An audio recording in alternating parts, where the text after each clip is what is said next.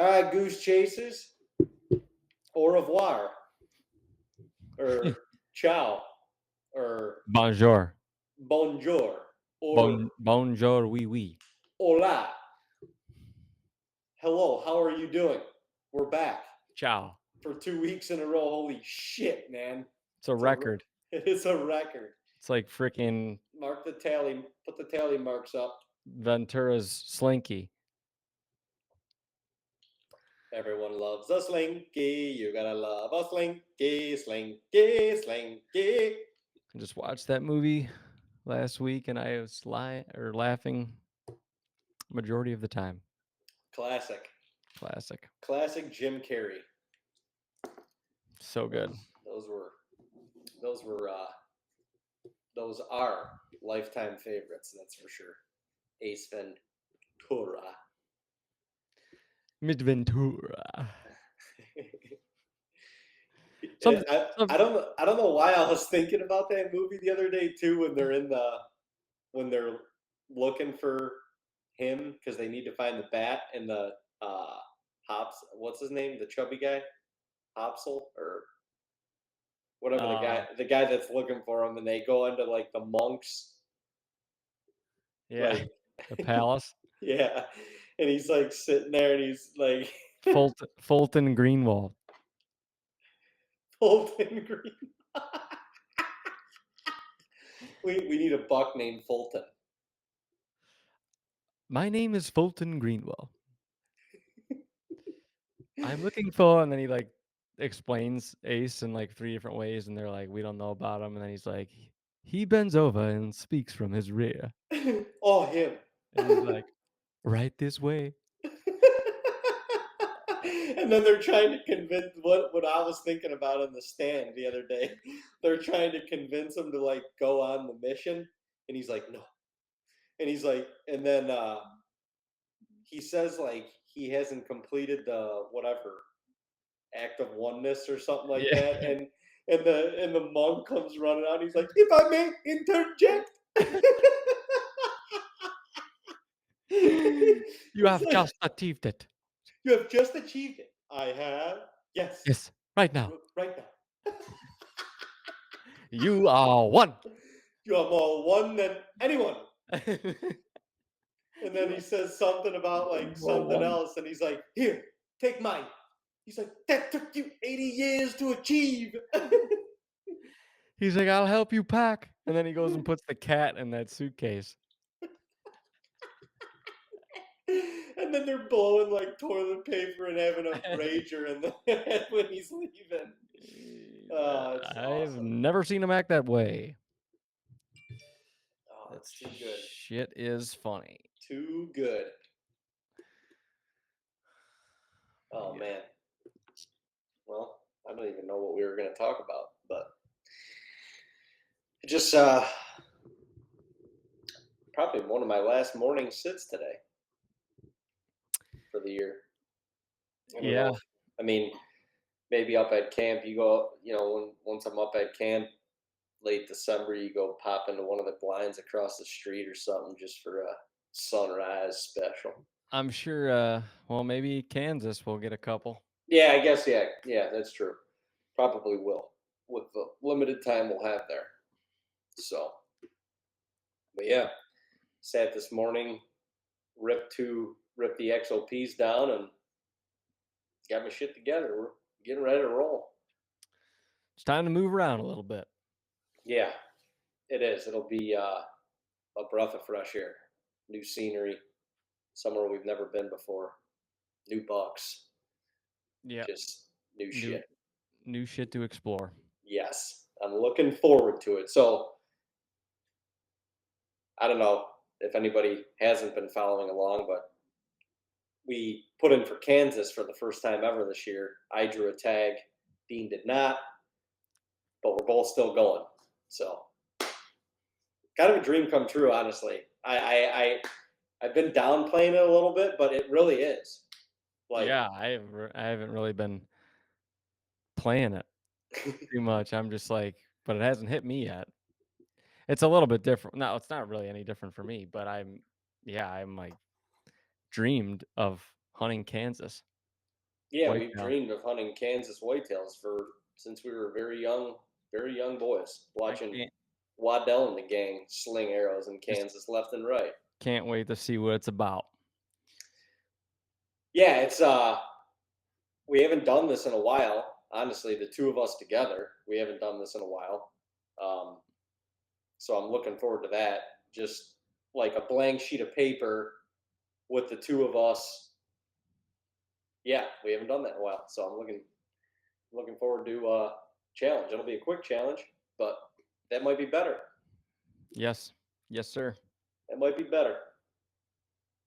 But yeah, we're going to Kansas, baby. Leaving Dino's coming down here tomorrow, and we're going to be leaving bright and early on Friday morning, heading to Kansas. So the next goose chasing episode likely will be coming to you from Kansas. Yeah. we If I can fit my podcast shit in the car, or I mean bag, might be shipping. We might be shipping mics out there or something. or sharing mics. Sharing mics. We're gonna call this podcast Sharon Mics. Sharon Mics is my neighbor. She smells like. She cooks a friggin' mean cornbread. She cooks a mean cornbread, but man, does she have cottage cheese ass.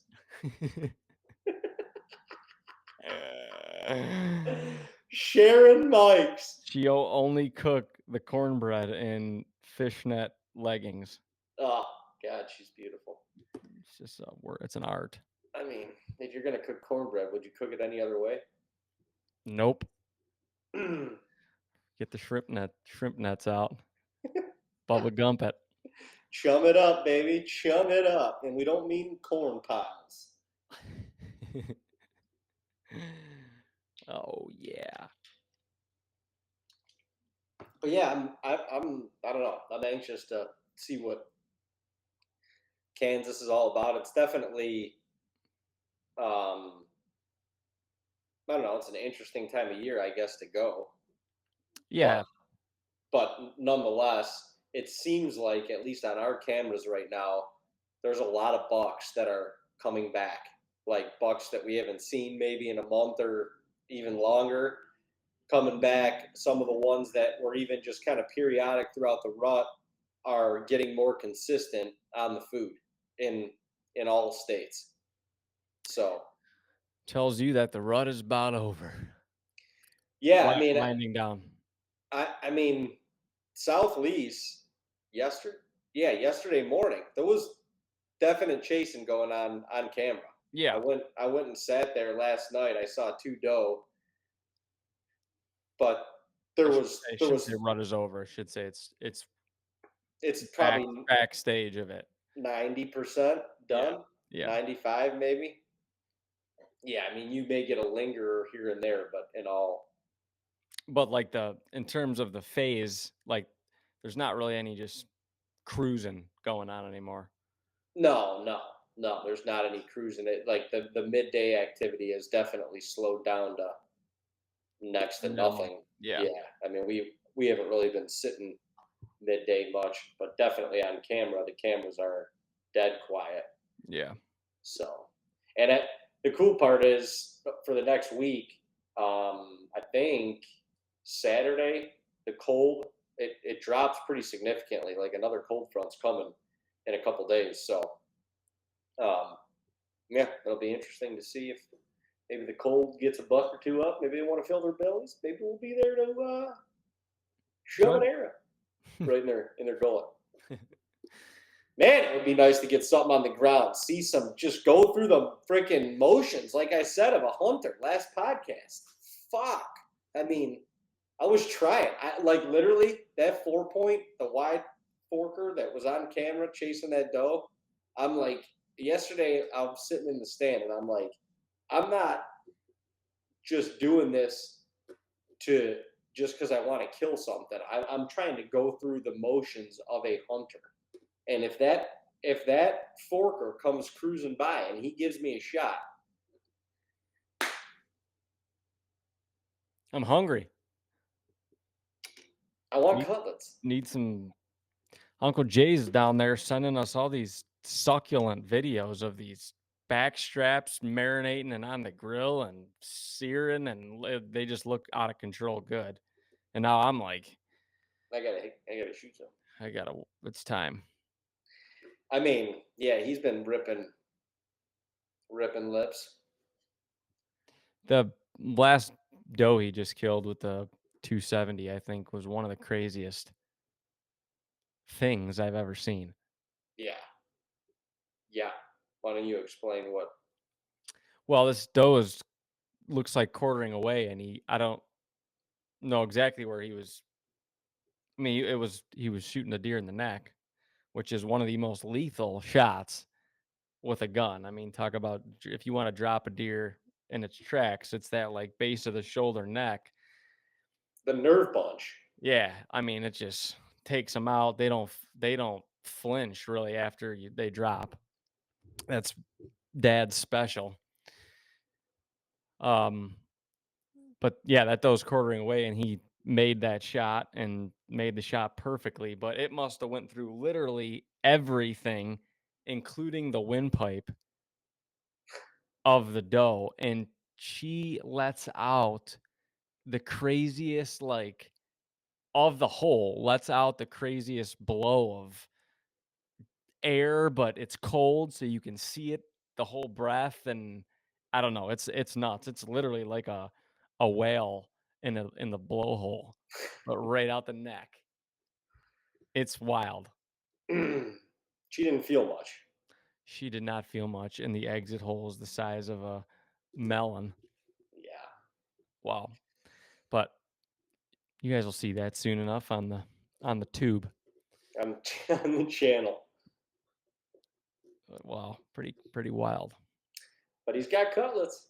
Two more deers worth of cutlets. And that's a great, I mean, you wanna put a deer down the best you can, but that's a good shot if you're trying to save, front shoulders and you're trying to get the Meat, most yeah, out of the doe, which is what you wanna do for sure with the doe.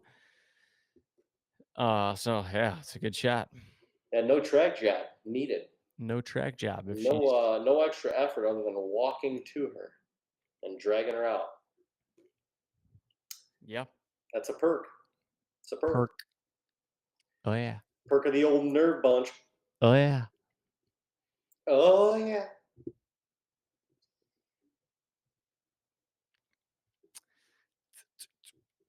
But, yeah, as far as, like, Ohio, New York, we need some cold weather probably at this point. I seen it's snowing up there though. No, in New Yeah, York it's at up in least. New York, yeah, it's snowing. It's gonna warm up this weekend. It looks like tomorrow through Sunday is all warm and piss and rain again. It's just a mess. Gosh, Like, even here, it's just a mess. Everywhere is just when it soaked. gets like that, yeah. The When it, fields, like, you're walking in water. It doesn't yeah, matter where you are. It's just wet. yeah, Water soaking. It's just wet. gross. I feel that. But That that's lake, the that lake effect precipitation. yeah, it's just Although, I mean, even on trail camera, and I know Dad's had a couple good sits on the beans and corn, and maybe you've had a couple good sits on the beans and corn, but it's this. I mean, like Food Plot Chronicles, this is the time of year that we're doing that work for, essentially. yep. I mean, and But they're and, just it, and it's showing. It's showing. yeah. Yeah, and I mean, but just to kind of give you a I don't know. Actually, it's weird because we have one field that did this and one field that didn't, but to kind of show you how the year is in terms of food. Normally, we planted the same amount of beans normally that we do, and our one bigger bean field is literally still right now it is full of soybeans. Full, dude. I mean, Eh, you can see them on trail camera. Like those pot, the stalks are full of pods. the whole field is full. So last 3 years at this time, we've kind of set that particular field up the same way. The last 3 years at this time, we were lucky if there were any left. Yeah, I mean, yeah. Maybe For this one point, maybe 2 years ago, like, when you killed Nipsey, maybe it was just finishing. Like, well, there was probably a little chunk of them left, but yeah, right now, it's the field is full, and I don't like I know we got one good snowfall, but it was here for 2 days, and then it literally all melted so quickly. So So I yeah, don't know, you wonder like, is are it they the just saving it? yeah, is it the weather and just what they wanna hit in particular? Is it, like, the bean that's in there? But there's pictures of deer in the bean field. There's pictures of 12 deer in the same photo in the beans. Yeah, and then we have a bean field across the road from there about, I don't know, it's probably a half mile from there as the crow flies, one of my favorite sayings. And those beans were gone In October. a month and a half ago, 2 months ago. Yeah, gone. Smaller field, but it's not like it's a 10 by 10-foot patch. The beans are waist high. They were gone 2 months ago, so I have no idea. Yeah, that is very strange, and that field was all potted up. Yeah, it looked Yeah, I don't get it. I don't get it. And then like you've got these deer that will show up on camera or that we'll see in a plot that we've never seen before this time of year, and they're eating, and then like you never see them again. Like you just came across this beautiful bean and corn combination combo with a little of the turnip drizzled over top. You got the best of all worlds little right here. balsamic drizzle A right little, on top there. little brassicus balsamic drizzle on top of that tomato mozz salad. And you're going to sit here and you're going to say, I'm going somewhere else. Something else is better. Where? Where are you going? Where are you going? There's no way you're eating better. Not up in Western New York. There's very few places you're eating better. I agree with you. I don't get it. They're such intriguing animals. Yeah, They are creatures of habit, as we often say, but then they make no friggin' sense. No sense. I would agree with you. But I suppose that's why we love to chase them because Yeah. they're so unpredictable. Yes, they are, especially really all year, but I don't know. I've been watching some of Donnie Higgins. Okay, what you got? So I just watched a long clip on him. He went over the 4 myths of the rut,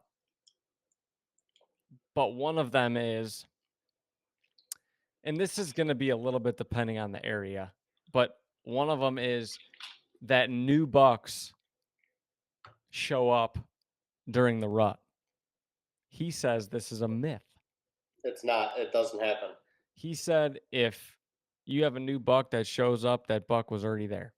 Or or very close. You know, some if this is like a Yeah, small and if we're talking about a small property, obviously this could happen because he could be right over he could be close, but you can't put a whatever.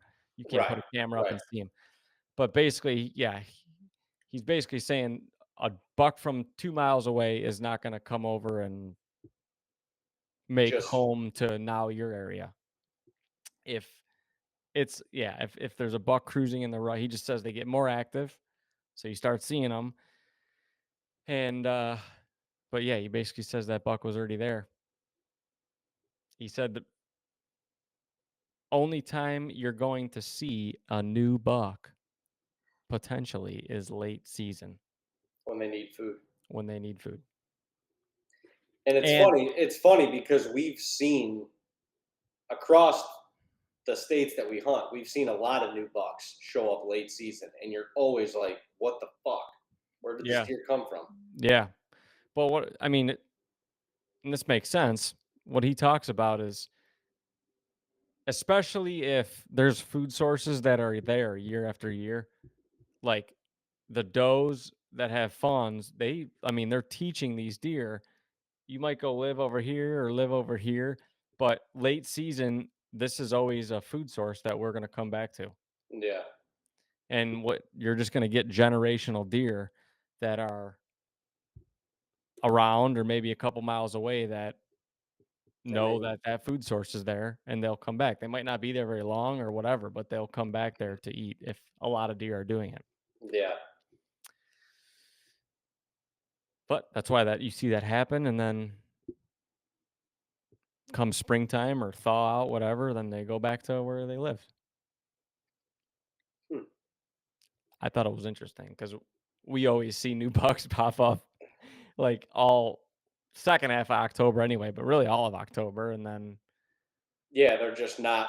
They're somewhere on the neighboring properties or adjacent properties. They're not far, but no, when they start to move around. get more active and expand a little bit, then yeah, you see them. That Yeah, makes and that's why you'll see these bucks during the rut, or we had a handful of bucks on camera this year that we saw them once every couple days, and now right now you don't see them anymore. It's because yeah, they're going back to they're not cruising as much, right. and They're and just you're like, "No, now they're gone." Well, they're probably somewhere relatively close, but they're not right right. where you're at. When you're not seeing them, it feels like everything's gone. Yeah, it feels It's like they're in gone. the next county. Right. It doesn't matter where if they're on the next property or in the next county, they're not there. They're not there. Hmm. Well, too, Mhm. to go along with that, like people, I feel like there's a myth that bucks will chase doe for miles upon miles upon miles until she's ready to breed or whatever. And maybe that is true in certain scenarios, but like case in point, during the rut this year, the bucks wanted the does in the cover. So why are they gonna why are they gonna chase? And a doe's not. I don't think a doe is gonna run completely out of her comfort zone and out of her core home area. No, That's she's not why, just gonna run in a linear line 2 just to miles. get the hell out of just because No. she's scared of the no, yeah, they're gonna pick their cover spots or whatever, and they're gonna position themselves in there. And you may see them chasing in and out of cover and through the hardwoods and stuff like that. But I don't know. I feel like a myth about the rut is just the linear chase. It's like, oh, I'm gonna get a buck chasing a doe. You know, that's why we sit all day because you're Yeah. like, yeah, I'm gonna get this buck that's coming up, from 14 miles away, chasing Martha. Martha's running with her tongue hanging out. She's never ran that far in her life. Now Martha, what you will do is, like, he says that a buck can smell a doe in heat from probably a little over a mile away. So, that that that is absolutely insane. it's insane, but that makes sense to why a doe on your property, like, one day you'll be like, She's got 5 bucks on her," and 2 of them are like, "I've never seen these friggin' things Right, before," and then you never see them again after that. right, You right. won't I mean, you likely won't see, and there's a reason for that. She probably attracted them from, A you know, far a far ways away, but not ridiculous, in terms of properties and stuff, not that far, but just nothing that's on your, deer you're gonna see normally right. in their core, and then she pulled them out of that area, and now He's back. they fight for her, and then they're back. I mean, that's so crazy to think about that far away, It's insane. that far away. But that one, go back to the one buck that I had run right underneath me the year that I shot Nipsey. It was November 12th or 11th, 13, I don't know, something or like that. 13th, maybe. Yeah, I think it was the 13th. But I had that doe, and she was with her babies, and she came underneath me, and she did not want her babies anywhere near her. Like she did not want her youngins anywhere near her. She kept running away and like getting all skittish, and it was a very like anxious energy that she had. And she did a complete circle around my tree, literally around the base of the tree. And then she scooted off into the swamp. And it was probably a half hour later. like that buck, once again, never saw that buck before, but he clearly smelled that doe from a long way away. And he was literally right on her track, like right on her trail, a half hour behind her. And It's I insane. watched, and whatever happened, he got right underneath me. I couldn't get a shot. He was walking right away from me, and he followed her into the swamp. That was at 11 in the morning, 11:15, 11:30 maybe. I sat for the rest of the day, didn't move, didn't have sangies, nothing. At 5 o'clock, she came running out of the swamp, and she came running up to me. I could, right when I saw her again, I'm like, that deer's acting weird. No babies around now. She went out of sight, and it wasn't a minute, and he was on her trail again. And I'm like, that's freaking insane. That was 6 hours. 6 hours. But he had closed the gap. But I'm like, man, were they in the swamp? Like, was she just zigzagging in the swamp and he couldn't find her? Or was she like, was she that far out in front of him and she just kept like, cruising through the thicket and stuff, and he finally was like gaining on it, gaining on it, gaining on it, and he was getting closer. I mean, the next day he had to have he had to have had her that night. But it was, to me, it was wild how far he was behind her for that long, but he was following his nose the entire time. Yeah, that's wild. I wouldn't be shocked if he found her in there. Maybe they didn't breed, but he just like, honestly, she could have been just laying in there hiding from him because they do that. Yeah, And he and could have been like, I can't find her, or I know she's right here, but I'm just gonna lay down until she gets up. yeah, And that's probably what they yeah. did for that long. But who knows? I mean, that is crazy though. Up to a mile. I mean, think about that. That's far. Like, you got a bottle of Code Blue and you just open it and just leave it open. Yeah. Let that thing reek. Yeah. Come on, I'm over here, honey. Hey, Charlie, I'm that's over why here. that's why I almost feel like though at times that you have to use that stuff You know, al- almost wisely because if it's too potent of a punch, are they going to be like, this is like if you can smell it, think of what they're smelling. I know. Because you can't, I mean, obviously you don't have your nose in a doe's ass, but you can't, you can't really smell it from like, I mean, I could smell it when you pop the top on that thing. I could smell it. yeah. And I So mean, I got a little on my gloves. I can still, like, that was like a week ago, and I haven't washed them, but I you can can still smell. still smell it. Yeah. I But mean, if you can smell that from a couple feet away or whatever, think of how far they're smelling it no, yeah, at like a that's true. thousand times or what, however better their noses are. I mean, I can't imagine smelling like that. I can't think about that. Think yeah, about smelling. Think about being able to smell like that. That is fucking insane to think about. yeah.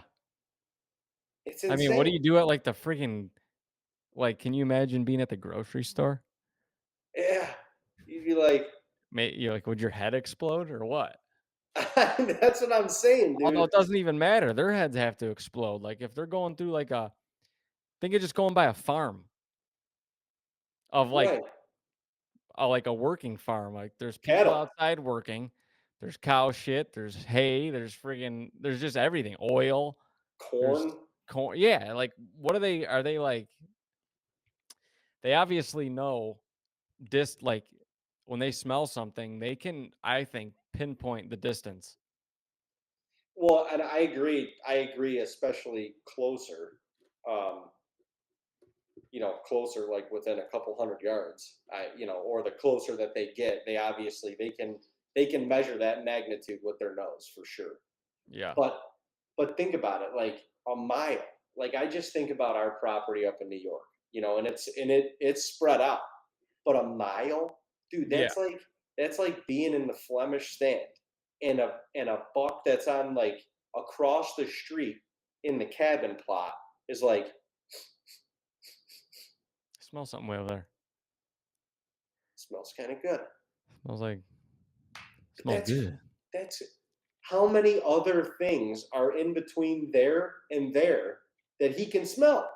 Yeah, and I mean, I was thinking Apples, about yeah, grass, there's certain hay. areas, like certain parts of New York, maybe even Ohio, if it's like hilly and stuff, and there's a Right, lot in that's a the different. way, Yeah, it yeah. probably goes down a little bit. But I can totally see like out On in North Dakota or Kansas, Kansas, yeah, right? that when it's flat and open country, like they could probably smell that far away. Yeah, yeah, Illinois, for some sure. spots even, Yeah, very true. it probably shrinks down, yeah, a lot in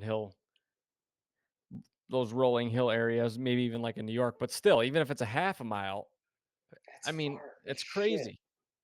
That's crazy. It is crazy. But to that point, like, remember a couple years ago when we were hunting that buck we called swoops, and you were in Flemish, and that stand or that camera was probably a couple hundred yards from you, right? Yeah. And he showed up on video on the camera, and he was downwind of you, and he definitely was getting your wind, and he didn't like blow out, but he didn't. You never saw him, so No, that was insane actually because I had like it was just maybe a 8 mile an hour little breeze, tickler. just a They little, they just call that the French tickler. pushing right in my face. And he got in front of that camera. Yeah, it was probably close to 200 yards away from me on the entryway, on the access into that stand. He put his nose on the ground. I mean, I definitely had rubber boots on, I remember, but he was just like, "Okay, I got something here." And then he put his nose in the air and he was just like sensing stuff, and he just slowly just turned around and was like, "All right, I'm just going to go back the way I came." So crazy. Like, he did it so calmly.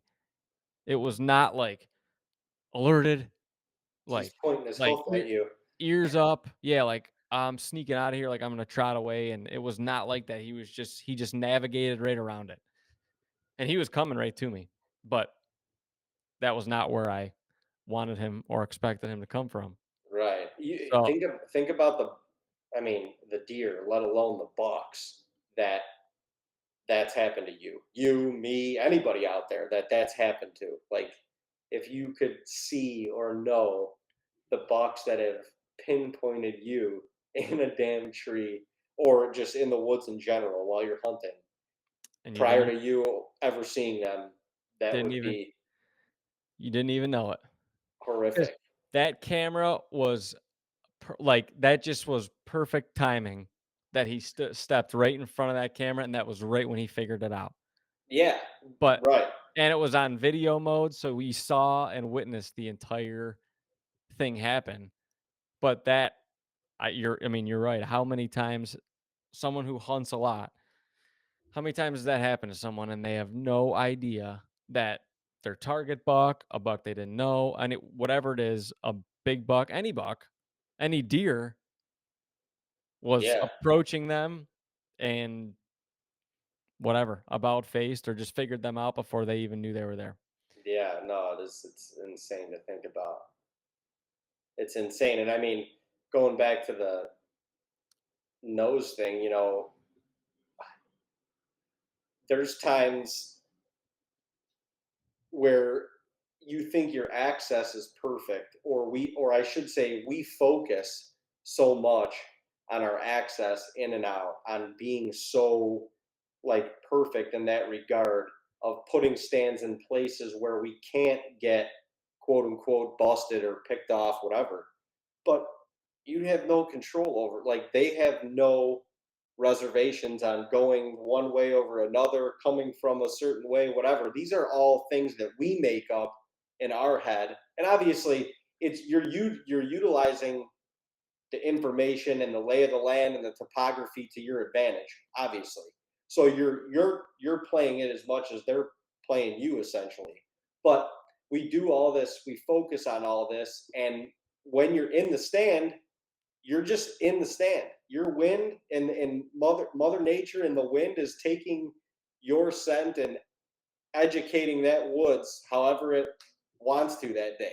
Yeah. So your entry and exit and your perfect access and all this stuff, like, I mean, it kind of goes out the window at that point if you get busted via nose. It's crazy. Something you really can't beat. He won't ever beat it. He won't ever beat it. That's for sure. If they can smell a hot doe from a mile away, and you ain't beating them from 100 yards, I can tell you You that. smell like ass from 30 yards. Well, I mean, it just when when people say like the wind was blowing right at them or this that, like, yeah, it could have been like blowing right at them, but then 10 yards out from your tree, it could have been shooting straight up in the air, or jagging to the right or left or whatever, Yeah. and it's allowing that, you know, yeah, it's allowing that buck to or doe or whatever's down there to not smell them. Not alert. They ain't busting you. Hell if I know. Hell if I know. What if there was one tactic or just one thing that you utilize from here on out in the season to dictate your success? Obviously food, okay? But like what's going to make you hunt? What's going to get you to pull the trigger to go in? Because it's in and now, I mean, the sits are going to get less and less. Yep. And a Yeah. lot. Oh yeah. No, I was gonna say. I mean, one is just is yeah. It's control of the human intrusion. Like you can't just go sit every night because, You want to?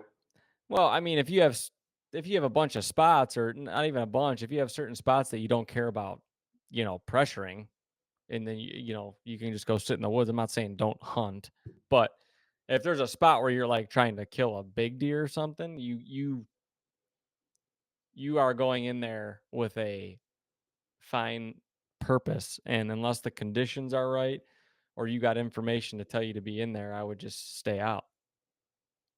It's true.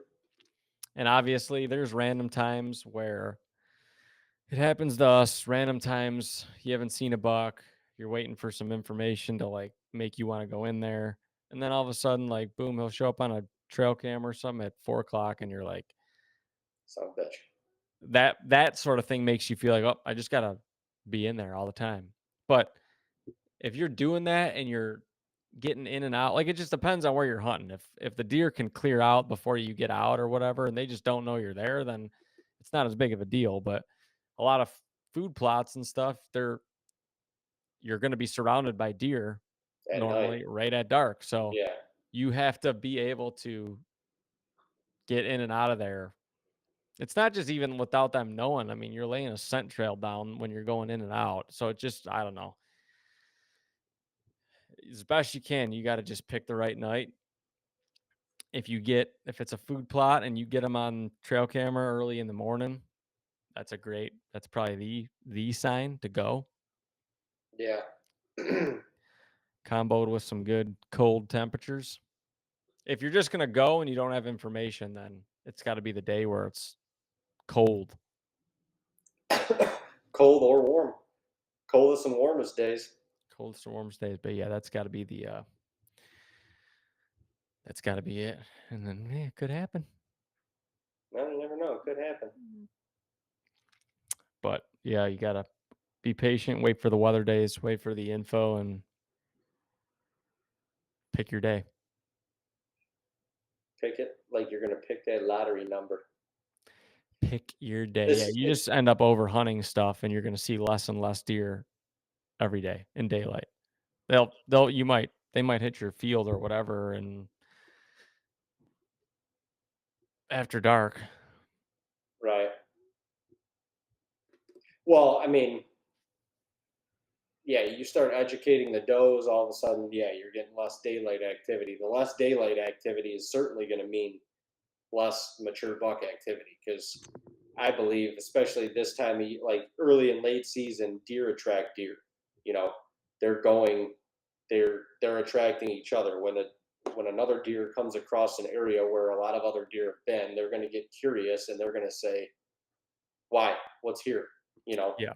and so the less and less, if you start spooking stuff, the less and less deer that you're seeing in daylight, I mean, the chances of, a mature buck sighting, even let alone getting an opportunity, are coming few and far between very, very quickly. I mean, you got to remember, it's been hunting season now for at least 2 months in most places. So the deer have been pressured. They've gone through a rut. They've gotten battle scars and wounds and stuff like that, and they're subject to their bellies, but they're certainly not going to be stupid and take any chances, especially the older they are. So, Yeah, for sure. but what the hell do I know? I got all my tags in my pocket. I don't know what the hell I'm talking about. Oh, that's funny, but also true. Well, I know you got shit to do, and so do I.